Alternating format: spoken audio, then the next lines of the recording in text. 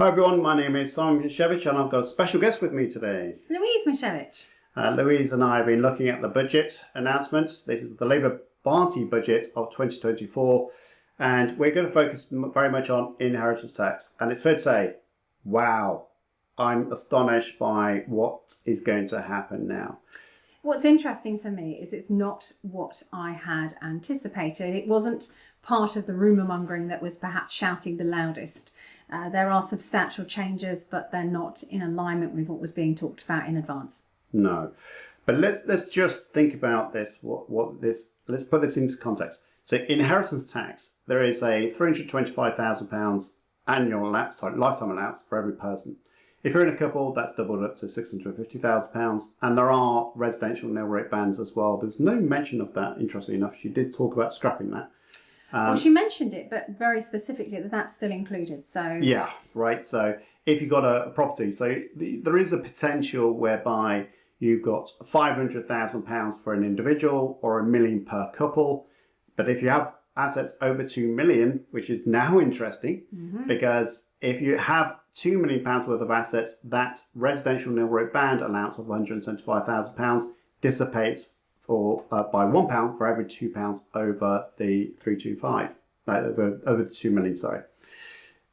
Now, she talked about an inclusion into your estate. So normally it is all your estate, homes, buy-to-let investments, cash, bank accounts, investments, but there was things that sat outside of your estate for inheritance tax purposes, which was business assets, if you run a business, small business owners, big business owners, and pensions. Now, we'll ignore agriculture because we don't have that many clients, to be fair, in that area. But what was being said about those two things, so pensions and business property relief? Hold on to your hats, people, because from April 2027, if you are inheriting a pension or you are going to give a pension as part of your inheritance, then that will now be included in the calculation of your assets for inheritance tax. That means 40% potentially of your saved pension money that you've squirreled away and not yet spent yourself will go to the wonderful HMRC coffers and not the family that you've actually been scrimping and saving to provide it for. Couple that to the changes to agricultural and business relief, which means the first £1 million combined of those amounts is still inheritance tax free, but every penny above that is going to be charged to inheritance tax. Here's the opportunity, 50% reduction on the inheritance tax rates at the time, which of course right now are 40%. So actually you're going to lose 20% of any business or agricultural business activities. You're going to lose 20% of that in inheritance tax as well. What a blow. What a blow. I mean, part of me thinks straight away, who is going to be impacted by this? Doctors, NHS, pensions that are teachers, all of those kind of things. They're going to have to be valued, first of all. And that's quite difficult to value a pension when you die. And will cost a lot of money, I would think. Yeah. So there's going to be a cottage industry now being created to value up all of your pensions that you've got stashed away. And it's going to be all subject to 40% tax. That, I mean, you've paid tax all the way through your life. Yes, you've got pension contribution gave you income tax relief, but it was always designed to help you contribute towards your future. Now you're being hit with this 40% tax bill. You kind of think, well, what a mess. And what's the point? So a lot of things I'm going to be talking about with clients in the next few weeks and months. It's certainly about succession planning. How do you take some of your assets and then pass them on to your siblings, to children and loved ones, so that you can lower the amount of inheritance tax that you have? I'm certainly not a financial advisor, so I can't give you financial advice, but maybe working with your IFA to look at your life insurance policies to pay out this additional inheritance tax. Because if you've got life insurance and all of a sudden you're thinking, well, £500,000, that should take care of my inheritance tax.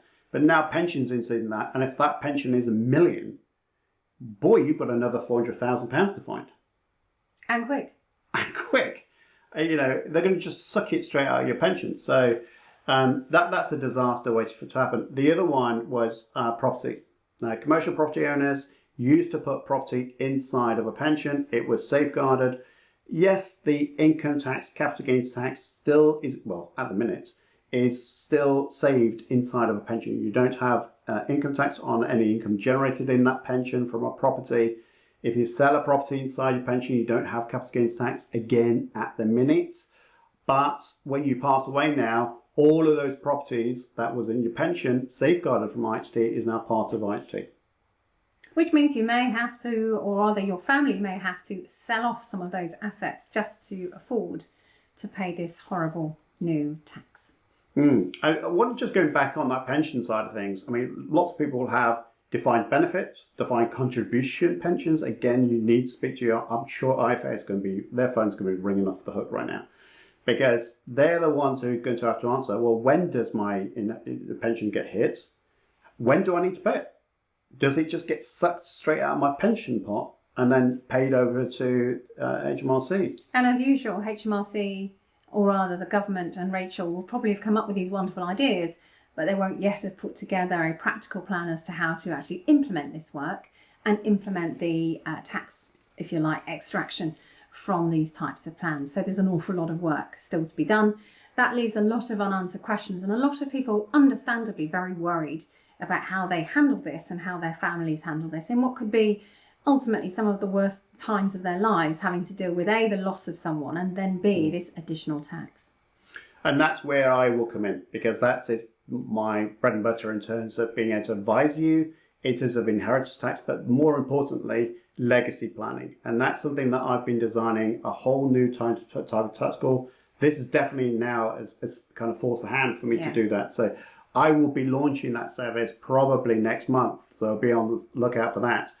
But I will be doing further analysis. My presentations will be back to do a lot more detail. But for now, I think we have to wrap it up. But thank you for your time on this.